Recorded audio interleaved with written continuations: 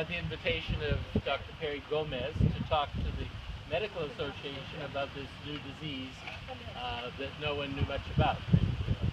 And then I was invited back to participate with him in developing a program to work with people with AIDS, and as we later found out, HIV, and we learned how to diagnose it and eventually how to treat it. So that in fact there have been some great strides, and Bahamas has played a very prominent role in some of those. In particular, one of the greatest achievements in HIV, which is prevention of transmission from pregnant women to their babies. And so now, with identification of an HIV-infected pregnant woman who is treated appropriately, that baby will not be infected. It's gone from 30% infection rate to less than 1%. And a lot of that early work was actually done here. So it has been a very rewarding experience working with the Bahamas, the AIDS program, and in particular with Rosa May, and through her, my Bahamian family. I think I probably met Rosa May, well, certainly in 1990. I'm not sure, probably even a few years before. But I spent a whole year here in 1990. And just by chance, a Canadian nurse and her husband were renting this place, and they were leaving. And in fact, I had linked them up with Rosa May and the HIV program, Mary Lou.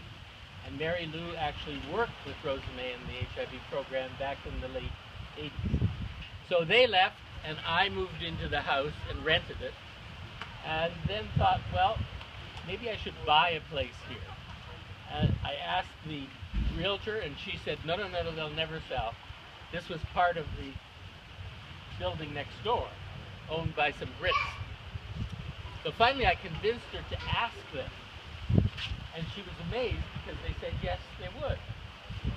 So that was the beginning of my home here in the Bahamas, and it's been a wonderful, and will continue to be, I'm not going anywhere, a wonderful home here.